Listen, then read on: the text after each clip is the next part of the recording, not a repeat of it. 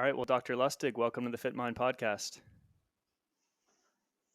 Thanks for having me, Mr. McClintock. My pleasure. So there are so many addictions in today's modern society, and you've written a lot about this, sugar, drugs, porn, social media. And I think what's fascinating to people is to learn the actual brain science behind why that is that we're getting addicted to so many different products. Indeed. And there are a lot of products to be addicted to. And, more and more because there's money involved. Yeah. And so I'd love to start there and see if you could explain just the basic mechanism for folks, because in reading your earlier book, Hacking of the American Mind, you make it clear that this is the same primal reward system that's being tapped into here by a lot of different companies. Absolutely. So the thing your listeners, viewers need to understand is there is one reward system. One. Now, that reward system is pretty darn important. If you don't receive reward, you don't get out of bed. You actually lie in bed and die, is what happens. And that's been done in transgenic animals. They've basically, knocked out the reward system, and those animals have no will to live. Okay, you need reward to be able to get up in the morning, go to work, make a living, bring home a paycheck, eat food, etc. All right. So reward is survival of the species. You cannot do it without reward. However, reward and contentment are not the same thing. Reward and pleasure are synonymous. Contentment and happiness are synonymous. So people in our society have confused and conflated these two concepts, pleasure and happiness. So I find that there are 7 differences between the two. And people need to understand these differences in order to be able to make head or tail of, number one, the world, and number two, how they're being manipulated by the world in order to make them miserable. So those 7 things, so the 7 differences.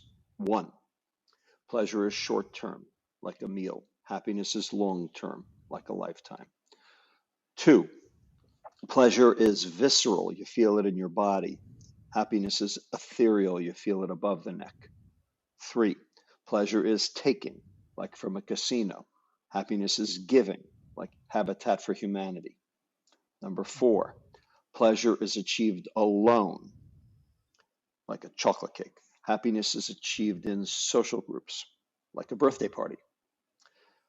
Number 5, pleasure is, I'm blocking myself.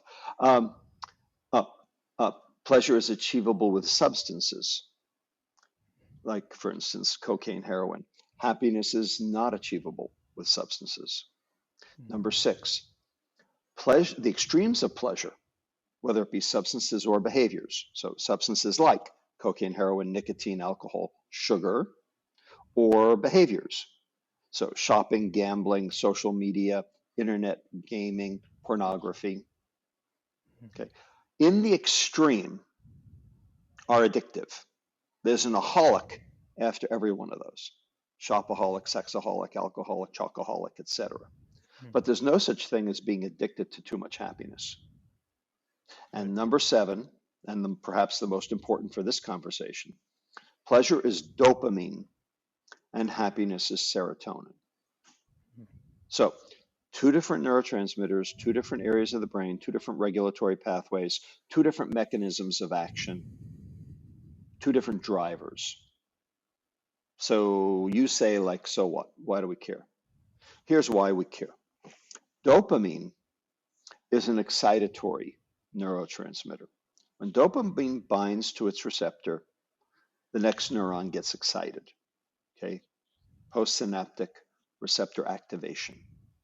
Now, neurons like to be excited. Neurons like to be tickled, but they don't like to be bludgeoned. Chronic overstimulation of any neuron in the body leads to neuronal cell death. Okay? And the reason is because neurons are so metabolically active and neurotransmission is so metabolically taxing that if you just keep it up and keep it up and keep it up, that neuron is basically going to exhaust and die. And so the postsynaptic neuron that has the dopamine receptors on it, it has a fail-safe. It has a protective mechanism in order not to be overwhelmed. What it does is it downregulates the dopamine receptor. So now that, even though you have lots of ligands, lots of dopamine molecules, you have fewer receptors, which means there's less chance that any molecule will find the receptor. And what that means in human terms is you need more and more to get less and less. And that's the phenomenon we call tolerance. So dopamine leads to tolerance. And then when those neurons actually do start to die, that's called addiction. Now, serotonin, this other neurotransmitter, is not excitatory. It's inhibitory. Now, if you're inhibitory and if you're inhibiting the next neuron, do you need to downregulate the receptor? No, because the neuron's not going to die because it's not being overexcited. It's being, if anything, over-inhibited. All right? So there's no such thing as overdosing on too much happiness. But there's one thing that downregulates serotonin, dopamine. Yeah. So the more pleasure you seek, the more unhappy you get. And if you don't know the difference between reward and contentment, if you don't know the difference between pleasure and happiness, and you are led astray by, say, Coca-Cola, open happiness, or, it's 5 o'clock somewhere, or, any of these other, sort of memes and mantras that have entered our, collective lexicon about the fact that you want to, quote, get happy by taking this substance, you are sadly mistaken. And, ultimately, it will do a number on you. And it's been doing a number on hundreds of millions of people, in particular over the last 50 years, as, public relations and, and now the internet have, come into the fore. Yeah. Well, thanks for laying that out so clearly. And it was fascinating to hear that dopamine actually, the more dopamine, the less serotonin, which makes a lot of sense. And the way Yep. that you described it, it seems like dopamine really is almost, it's a suffering molecule, even though traditionally it was kind of thought of as a happiness molecule. It's really the molecule of craving and of always feeling like you need more of that thing. And if you observe closely when you're eating a chocolate bar, your mind is just immediately thinking about the next bite. So it's fascinating to hear that. Well, so dopamine is the learning neurotransmitter. It is the positive reinforcement neurotransmitter. It is the transmitter that says, this feels good, I want more. Now, serotonin is the opposite. It's the neurotransmitter that says, this feels good, I don't want or need anymore. Those are clearly two different things.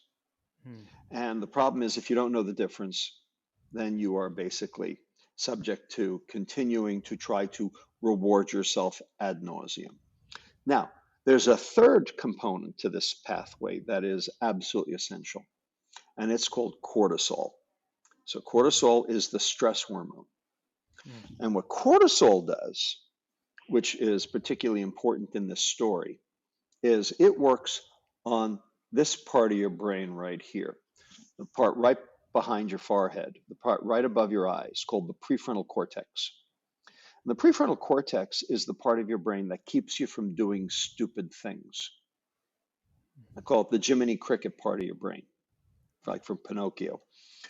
Bottom line, if you have a dysfunctional prefrontal cortex, you can't see the future. You only live for the moment. Prefrontal cortical dysfunction is what turns a human into a lizard. Okay? Doesn't matter what happens in the future. I need my reward now. And so there's no ability to cognitively inhibit that feeling of reward. And that then drives the dopamine even faster. And ultimately, that's what leads to neuronal cell death. So it's the combination of dopamine and cortisol that leads to addiction. So reward is good. Reward plus stress is not. Mm. And that's what we all are now, is chronically stressed. And so chronic stress makes you want reward because of this lizard brain. And so it sets you up for addiction. Now, on the other side, on the serotonin side, chronic stress also, and cortisol has an effect as well. So serotonin does bind to its receptor to inhibit the next neuron. The problem is that the serotonin receptor is downregulated by cortisol. So less serotonin, fewer receptors, that's depression. So addiction and depression both occur, one due to dopamine, one due to lack of serotonin, but in the presence of cortisol, in the presence of chronic stress. So chronic stress is what belies both of these two major afflictions of the human condition. Mm. And so we are stressed now like never before. And if you think that, the internet is not a stress, I got a bridge to sell you. Mm. Well, you've done a great job laying out the machinery of suffering, and I'm curious, how much of the onus here do you put on the corporations versus the individual? Because we do have choices we can make, and at the same time, it's very primal mechanisms that are getting taken advantage of. Indeed. Well, so the way I look at it is the corporations are providing the input. Now, the question is, what's your responsibility as a human being, as a citizen, to, basically succumb to that input? I'm a pediatrician, and children don't necessarily dictate that. In fact, 8-year-olds can't tell the difference between the TV show and the TV commercial. So how are they supposed to navigate that? Now, remember that prefrontal cortex I talked about? It is easily damaged, especially during childhood. And the reason is because the prefrontal cortex is the last part of the brain to myelinate, the last part to lay down the fatty coverings that increase neural transmission and protect neurons from cell death. Think of it this way. You have a 240 volt battery, all right? And it's got two electrodes, positive, negative, right? An anode and a cathode, right? And you have two wires. They're the same copper, they're the same length, and they're the same width. They're exactly the same wires, except for one thing. One is bare and one is insulated. You lay either wire across the two electrodes. Which wire is going to fry first? The bare wire or the insulated wire? Bare wire. Which one? The bare wire. The bare wire is going to fry first. Now, why is that? Why will the bare wire fry first? There's no insulation. It's called Ohm's law. It's called Ohm's law. Okay, V equals IR or I equals V over R. The insulation increases the resistance.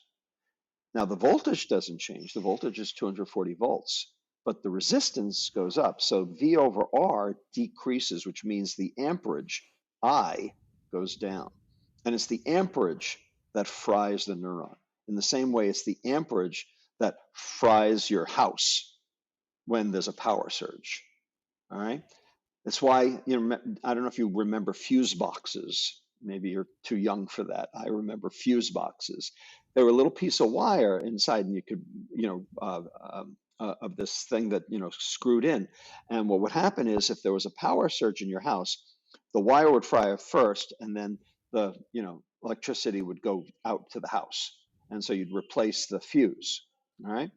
That bare wire is easily perturbed. Well, the neurons in the prefrontal cortex are bare throughout childhood. They don't start to myelinate until puberty, and the myelination is not finished until about age 25.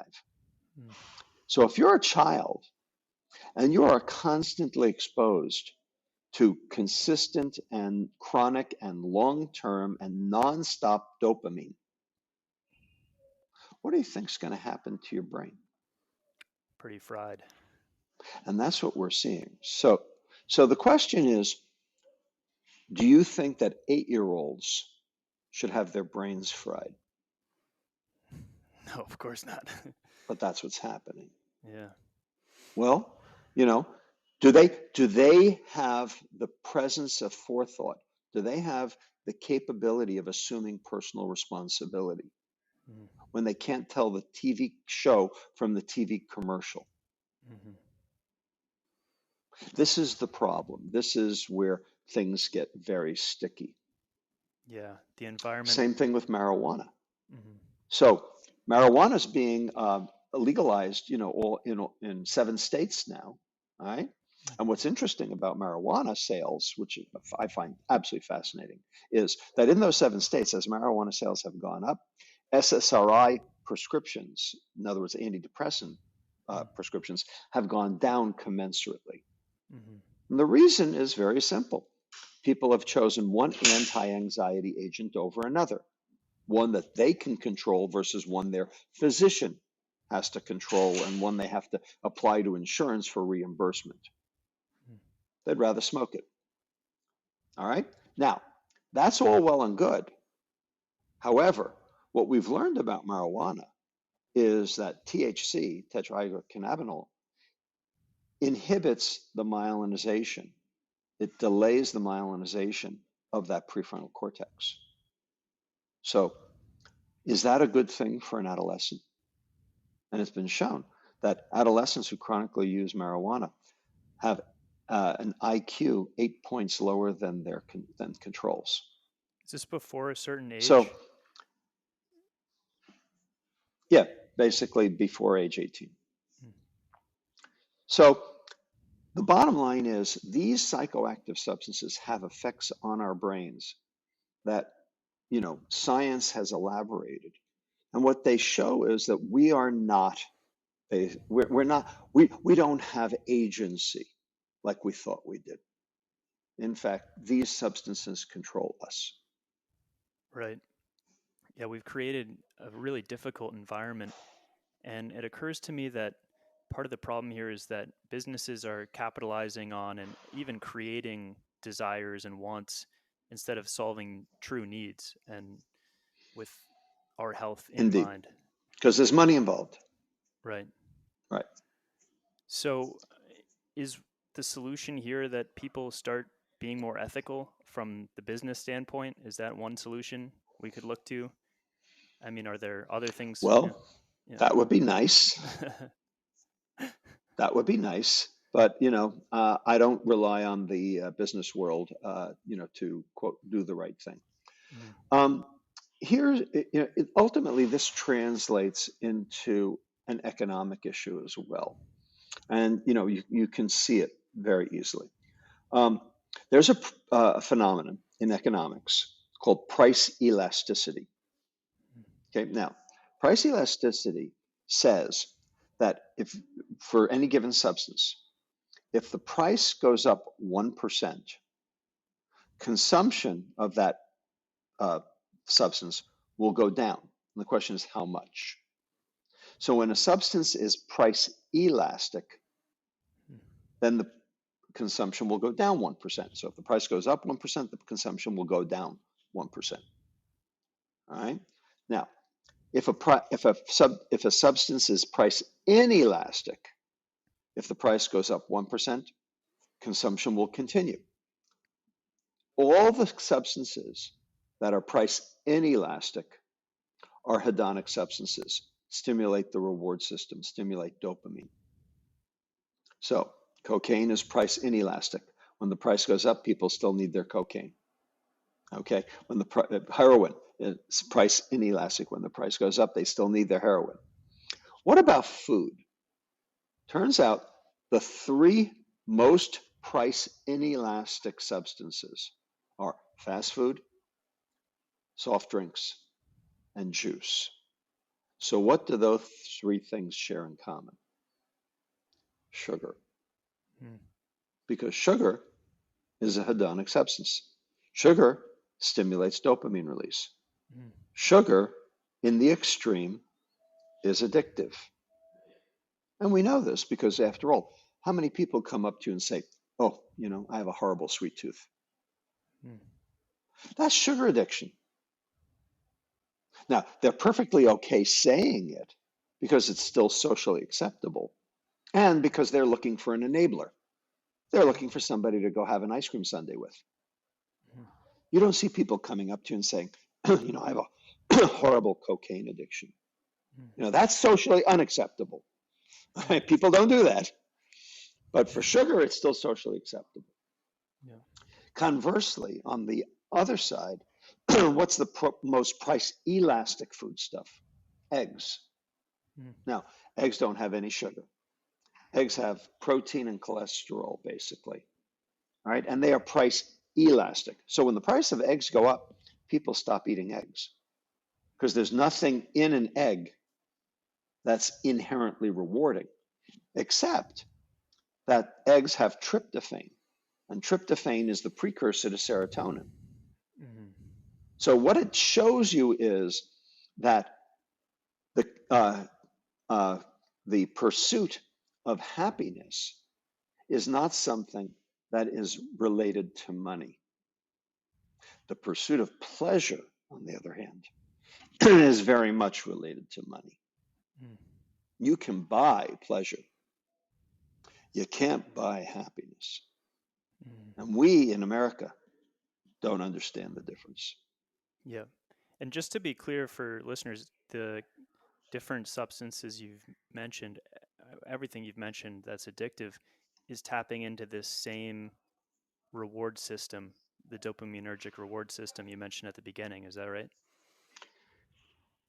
It's the same reward system for everything. Mm. It's the same reward for chemicals, substances. It's the same reward for behaviors. So, and the other thing to know is that when the dopamine receptor goes down, it goes down for everything. So that's why you see people switching from, say, smoking to drinking to food, right? That's called addiction transfer. Problem is, when the dopamine receptors have gone down, they've gone down for everything. Mm. And so once you're addicted to one thing, you're kind of pretty much addicted to all of them. You get to choose which substance or which behavior you want to engage in. But ultimately, dopamine receptor downregulation is across the board. Right. There's a trend that was taking off a little bit in Silicon Valley called dopamine fasting. There's obviously a little bit of bro science Yep, involved, it's still going on. but yeah, but the idea was to Yep, it's still upregulate the going on. dopamine. Right, and it takes 3 weeks. Mm. It takes 3 weeks to fully upregulate a dopamine receptor once it's been downregulated. Now, the good news, if there's good news in this story, the good news is that we've done studies on kids who are sugar addicted, and we've basically gotten the sugar out of their diet. And they feel god awful. They go through their own version of withdrawal. They get irritable, they get angry, okay, they get nasty, and that lasts for about 5 days. And then after 5 days, they come out from the other side and they go, wow, my head's clear. I'm, much calmer, much more settled. I'm much more, grounded. The parents notice the difference at home. The teachers notice the difference in school. You Mm. know, and if the parent understands what happened, if we've been able to explain to them that this was sugar addiction, and in essence, you know, your kids basically now re-upregulated their dopamine receptors, and so that's why things are better. They usually don't go back. Mm. So we've been, you know, very, very successful in being able to get kids off sugar and help them lose weight because now food has stopped being a hedonic substance. Mm. Yeah, and you can really observe this even just going a while without sugar and then you taste a dessert and it's just so much sweetness.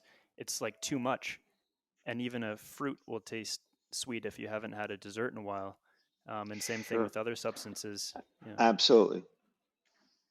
Absolutely. Absolutely. So if you go off sugar for 5 days and then you taste a blueberry, you think a candy bomb went off in your mouth. And we know now about the downregulation of taste receptors on the tongue. I have a colleague at the University of Michigan. She studies fruit flies. Her name is Dr. Monica Deuce, D-U-S, and she has basically shown the molecular mechanism and what chemicals are involved in that sugar desensitization and what happens when you stop it. And it's very clear that a similar process to what's going on in the brain is going on the tongue. And so when you fix one, you fix both. But the only way to do it is to get rid of the stimulus. Mhm. One of the things that I wanted to touch on was this idea of neuromarketing, the idea that corporations have just they've they really understand the brain science and they really are hacking us. They Could you do. talk a bit about that? Well, you know, look, there's a reason that neuroscientists are in demand at corporations because corporations have learned how to manipulate our personal preferences. They've manipulated how to get us interested in what it is that they have to offer. Now, in the old days, they called that public relations or branding. Now it's called neuromarketing because they actually, you know, see what's going on and they can actually target individuals that are specifically susceptible to specific messaging. What do you think happened in the 2016 election? So Cambridge Analytica knew exactly who was vulnerable, you know, who was malleable in terms of their viewpoints based on things that had to do with, you know, age, gender, race, uh, sexual orientation, etc. And they were actually able to predict who was a Democrat and who was a Republican off, you know, standard stuff that's available on the internet, you know, off your Facebook page. Mm. And so they could specifically, surgically target messaging to people who would be most likely to be manipulated by it. So this is the concept of neuromarketing. You know, whether it's a politician or a political idea, or whether it's a you know, product you buy in the store. Ultimately, they know who to look for. Right. Yeah, and it seems like such a mismatch because the general population is not as educated on our brains as we could be. But I think if we started like in reading your book even just gives that understanding so at least you know when you've been hacked and how you've been hacked. And it seems like that is kind of a first step is just an awareness of how this process takes place in our own minds to then start to be able Indeed. to put up a fight. Right. Well, the first protection against being hacked is understanding that such a thing exists. Mm-hmm. You cannot solve a problem if you don't know what the problem is. Mm-hmm. And once you understand how the process works, it becomes much easier to be able to pick it out.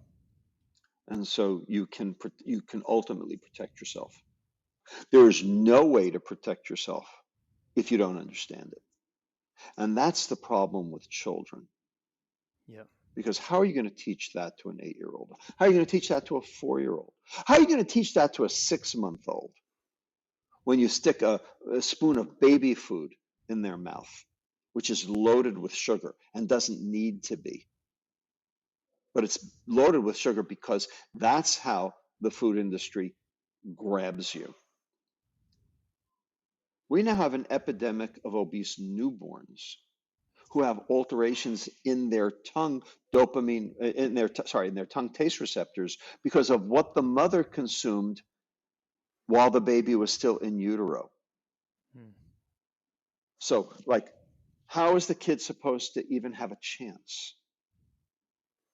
Wait, not to get too dark with this, but what do you predict is going to what is the adult brain of these children that are growing up with just tons of devices and sugar going to look like? How might that differ from, yeah. Well, so I don't know the answer to that. I'm very worried about it.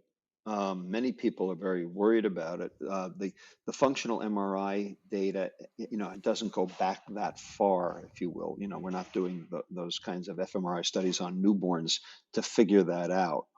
But what I can say is that we do know that synaptic plasticity is a very real thing, and it's usually set up, in those first few years of life. And so if you keep, reinforcing a specific pathway, that pathway is going to be there pretty much for the rest of your life, and it's going to be very hard to take down. And so, you know, getting kids addicted at a very early age cannot have a cannot have a good outcome. And we continue to be neuroplastic, right? So that an adult, let's say someone does find themselves with a few of these habits or addictions they'd like to break. Do you have advice for how they might get started? Well, so certain areas of the brain are neuroplastic, others less so. Mm. You know, what we know is that there are two issues. There's synaptic reorganization, which can occur, but there's also brain neuron development and growth, and that happens in only certain areas of the brain, such as the olfactory system, the hippocampus, and a few other places. So there are two separate issues. One is synapse pruning, if you will, and the other is actually cell birth Mhm. in the brain. Um, the synapse pruning we're still learning about, but it has a lot to do with experiential, reinforcement. And so it's very hard to change that. That's why it's so hard to change habit and behavior. Mm. Can you do it? Yes. How easy is it? It's pretty darn hard, and Mm. that's what we've learned. Better to not develop those things in the first place. Yeah. Um, one of the things that is absolutely essential to being able to do that is serotonin. And the reason is because serotonin is inhibitory. So it helps those neurons have a chance to not be continually electrically reinforced. Mm. All right. And serotonin bathes the entire cortex, but at very low levels. Mm. Okay, there are only 250,000 serotonin neurons in the brain. They all emanate from an area called the dorsal raphe nucleus, which then spreads out over the entire neocortex. So at any given place in the brain, there's very little serotonin, Mm. as opposed to, say, dopamine, which in the areas where it's high, like for instance the substantia nigra, the nucleus accumbens, even and the prefrontal cortex, you can measure big time dopamine. So, Yeah. serotonin's, like a drop in a bucket compared to that. Right. One thing I can share from my own life experience is that what you mentioned at the beginning about stress, where when I was working in finance, all of my habits seemed to compound. I was drinking a lot, doing all the drugs, and as soon as that there was a change in lifestyle and environment and the stress went down, it was much easier to forget about a lot of those habits. There wasn't as much desire for them. Indeed. So there's a book that you may know that Mm. you probably are familiar with. Um, written by John Coates, who was a trader on Wall Street and became a neuroscientist at the University of Cambridge. And the title of the book is The Hour Between Bear and Wolf. And it basically describes this notion of dopamine and cortisol and what it does to traders on the floor of the New York Stock Exchange. And it is, I think it's a fascinating read. And anyone who's interested in this concept of, what does stress and what does reward do to you, Mm. that's a great book to look at. Awesome. Yeah, thanks for mentioning that. And um, another topic I wanted to touch on related to this is that you talk in your book about how modern medicine, the system's kind of broken. Like doctors aren't really treating the root causes in a lot of ways. And uh, many people, as a result, are turning Right. to their own self-help and a wellness industry that has many of its own problems. I mean, there's many pseudoscientific fads out there and healing modalities that just don't work. So it's this problem where, since doctors don't have an education around wellness topics as much, people are trying to figure it out on their own. Do you have advice for what kind of alternative medicine or other solutions that people could turn to? Well, this is a big can of worms, but let me try to, sort of bring it to earth, if you will. Mm. Um, we have in the United States and really in all Western societies a pandemic of chronic disease. Pandemic, I mean, and it so eclipses COVID-19, it's not even funny. And it's been going on for way longer. The only difference was it's not infectious and it didn't happen overnight. So it doesn't gather the attention and people don't know what to do about it. But here we go. Here are the 8 diseases that have just gone through the roof in the last 50 years. Type 2 diabetes, hypertension, dyslipidemia, cardiovascular disease, cancer, dementia, fatty liver disease, polycystic ovarian disease. These 8 diseases are chronic metabolic diseases. Chronic metabolic diseases. Ultimately, these 8 diseases are mitochondrial diseases. Mitochondria being the little energy burning factories inside each cell. Because of mitochondrial dysfunction, cells can't generate the ATP that they should. And because they can't burn energy all the way to completion to carbon dioxide, toxic metabolites build up, which then damage the cell. So between the lack of ATP and the toxic metabolites, cells are under major stress. Ultimately, have dysfunction, cause cell death. Ultimately, that causes human death. Here's the problem. Those 8 diseases are not diseases. They're symptoms of disease. They are symptoms of the underlying pathology. And here are the 8 pathologies that underlie those 8 diseases. Glycation, oxidative stress, mitochondrial dysfunction, like we talked about, insulin resistance, membrane instability, inflammation, methylation, and autophagy. Now, those 8 subcellular pathologies, they don't have ICD-11 codes. Doctors can't bill for them. Doctors never talk about them because they don't know what to do about them anyway. There's no medicine for any of those. And the reason is because medicines can't get to where the problem is. Those 8 pathologies are not druggable, but they're foodable. Food makes those 8 pathologies go away. Real food. The problem is processed food actually causes those 8 pathologies to occur. So food can either be medicine or poison as to whether it's real food or processed food. Mm. The 2 things that are the most important thing about processed food are the high sugar and the low fiber. High sugar for palatability, low fiber for shelf life. That's called the Western diet. Real food is low sugar, high fiber. Sugar drives virtually all 8 of those reactions Mm. that I just mentioned. And the problem is there's no pill for any of them. So the only way to fix those 8 pathologies in order to mitigate those 8 diseases that we talked about that don't have, that do have ICD-11 codes is to fix your diet. And of course, no one wants to fix their diet because they're addicted. Mm.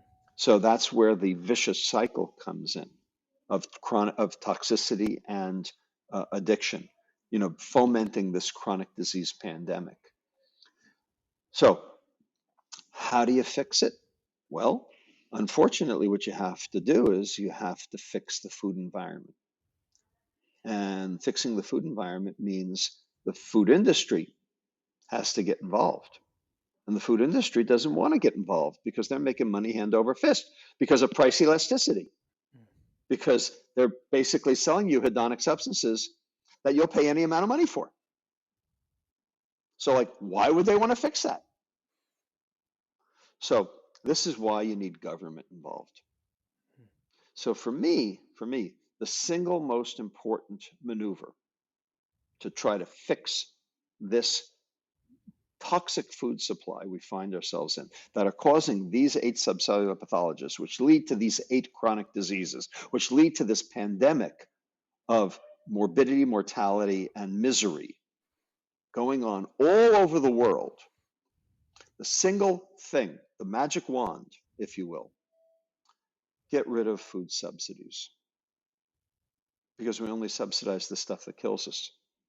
Corn, wheat, soy, sugar. Get rid of those. Get rid of the subsidies. Let the market do its work.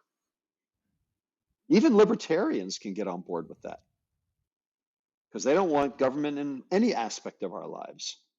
So why should they want government in subsidies? And when you think about it, every subsidy is really a tax. So in order to subsidize one thing, you have to tax everything else in order to be able to make book. So, like, why would you want that? Don't you want basically the market to exert a fair price and not have something either propped up or propped down? So if we got rid of subsidies, people say, well, the price of food would go up and that would be bad. Actually, it's not true. The Giannini Foundation at UC Berkeley did this exercise, this modeling exercise many years ago, and showed that the price of food would actually stay the same, except for 2 items would go up: sugar and corn, the 2 things we really want to go up because they're what's causing the chronic disease. Mm. So I think that is where you start. Mm. Get rid of the food subsidies. They're an outdated idea anyway. They developed in the midst of the Depression and the Dust Bowl. They were the first farm bill, from 1933. Basically introduced the concept of food subsidies. But after World War II, that the need for that went away. But people learned they could make money at this, and so we doubled down. And then, in 1971, Nixon told his agriculture secretary, make food cheap, because he knew fluctuating food prices caused political unrest. And that's what led to monoculture. And then we doubled down again. And then came high fructose corn syrup, et cetera, et cetera. And basically now we have a food system out of control. Wow, that's fascinating. I had no idea the history behind that. And do you think there is hope for getting us out of this mess? Is there any chance that with the power of big food There's that, hope. yeah. There's hope. There's hope. I will tell you that, the hope is going to come from uh, alternative places. It's not going to come from, the big CPG brands. It's going to come from elsewhere. Ultimately, it's going to come from uh, uh, entrepreneurs that understand the difference, putting pressure on those CPGs to change. I'm actually working with several of them to try to do that. Um, no money. I'm not taking any money for this, because I don't take money from food industry concerns.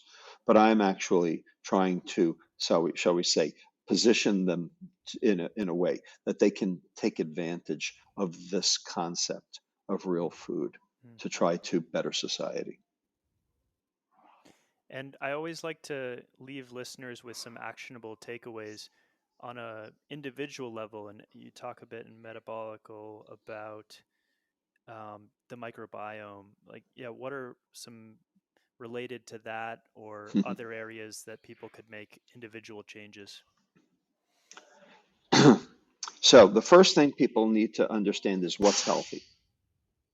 Okay, if a food advertises itself as healthy, it's not. It's an automatic. Okay, all foods that are healthy don't advertise at all. In fact, if a food has a label, it's a warning label because that means something's been done to the food. Real food doesn't have a label. Is there a label, a nutrition facts label on a broccoli or on a radish or on an apple? Okay, only food that something's been done to has a label. So you must look at all labels as warning labels. And unfortunately, it means you have to look and see what's been done to the food. The problem is that that's not what's on the label. What's on the label is what's in the food, not what's been done to the food. All food is inherently good. It's what we do to the food that's not. So you can't learn that from the label in many cases. Now, we're trying to fix that. I actually work with a company called Perfect, which is an artificial intelligence driven database that can actually analyze any SKU, any food label in any store, anywhere in the world, and actually tell you whether or not that food is healthy or not based on what it says. So you could basically do that easily. I work with another company that can actually order that food and have it delivered to your house and then charge the insurance company for the price of the food and the food. And the insurance company is happy to pay for it because if you ate the right food, okay, your diabetes would go away, and that would cost a whole lot less than them having to pay for the insulin to keep your blood sugar down. And that company is called Fugal. So Fugal and Perfect work together in order to be able to do that. So there are potential methods for being able to do this. They're out there. We have to get them into common practice. And the only way to do that is to educate people onto what the problem is. They think that Cheetos is food. And if you think Cheetos is food, all bets are off. You'll never get healthy. Our And ancestors so weren't you eating have to Cheetos. basically rethink it. I don't think so. I don't think so. So this is where the rubber hits the road. So the question is, how do you determine what's healthy? And the answer is two things. 6 words, 2 clauses: protect the liver, feed the gut. Protect the liver from the onslaught of sugar. Protect the liver from glyphosate. Protect the liver from heavy metals. Protect the liver from branched chain amino acids. Feed the gut. Feed the gut what? Feed the gut fiber. It's got to be soluble and insoluble. You need both. So fiber one bars don't cut it. Metamucil don't cut it. You have to be able to feed the gut soluble and insoluble. They're both essential. They're both necessary. They're not food for you. They're food for your bacteria. So when you eat an apple, the sugar in the apple is not going to you. It's going to your bacteria. You tasted it. You ate it. It passed your lips. It counted as calories. Who cares about calories? Because that was food for your bacteria. So even though you ate it, you didn't get it because the fiber formed a gel on the inside of the intestine, prevented absorption, made it go further down the intestine where the microbiome chewed it up for its own purposes, thereby keeping you healthy. So calories are garbage. My goal is to kill the calorie. Never use the word calorie again. If any dietitian who uses the word calorie needs to basically, be retrained or be fired. And the goal of this exercise is to move toward real food as much as is possible. And that includes the food industry. The great thing about the food industry is that they don't care what they sell, just as long as they sell. And the great thing about you is you get to vote 21 times a week. You get to vote with your fork. Right. And if you don't buy it, they won't sell it. So if you understood the difference between real and processed food, you wouldn't eat processed food. And if you didn't eat processed food, they wouldn't sell processed food. So mass education is essential, and that's what I'm doing with you right now. Wonderful. Yeah. Well, I hope we can all join the resistance. And like you said, vote with our mouths, vote with our forks. So you've maybe already answered. It can happen. It, Yeah. it's a long haul, and sugar addiction definitely gets in the way. But just remember, people, 5 days, 5 days. And so I like to end these episodes with a couple of rapid fire questions. The first is just, what's the favorite study that you've come across in your work? Sorry, I didn't hear you. What's the what? Is there a favorite study you have or an interesting study you can think of that you've come across? Oh, there's a zillion. I mean, where do we start? I mean, my favorite study is the one I did, but what can I tell you? That's Which one's that? that's the that's the way it is. We we took 43 children with metabolic syndrome, all high sugar consumers. We took the sugar out of their diet and put starch in for 10 days. And every aspect of their metabolic health got better with no change in calories and no change in weight, Wow. showing that sugar is the bad guy in the story. And starch, even though it's not good, it's a walk in the park compared to sugar. And it just showed that sugar is a poison. It is a mitochondrial toxin. It antagonizes three separate enzymes in mitochondria: AMP kinase, uh, ACAD-L, acyl-CoA dehydrogenase long chain, and carnitine palmitoyl transferase 1. So if your mitochondria don't work right and you have mitochondrial dysfunction, guess what? You have chronic metabolic disease. Mm. So that the next question is, what's an activity that you enjoy that brings you contentment? A walk with my family. Amen. And then finally, you have a 15. That is my. Sorry, go ahead. No, this is that's the most important thing is spend time with your family, because every minute that passes is a minute you won't have again. And thank you for taking this time out of your family vacation. I know you're with them right now, educating our listeners I am. instead. So grateful for that. The last question I have is, if you have a 15-second commercial with advice for the world, just a message you want to get out there. You can't solve a problem if you don't know what the problem is. You have to know the problem is. There's a wasp buzzing around your attic. What do? Kill the wasp or destroy the wasp nest? All problems are solved upstream. Solving the problem downstream doesn't solve the problem. You only solve the result of the problem. The problem is still there. So, speaking of educating ourselves on the problem, where can folks find your most recent, or all of your work, but Metabolical is the most recent one? Well, so my website's robertlustig.com. There's a book. There's a website devoted to the book, metabolical.com. I have a nonprofit called Eat Real, or eatreal.org, where we're getting real food into California and really all over the country schools. Because if you don't solve the problem in kids, the problem will always fester. Solve the problem upstream.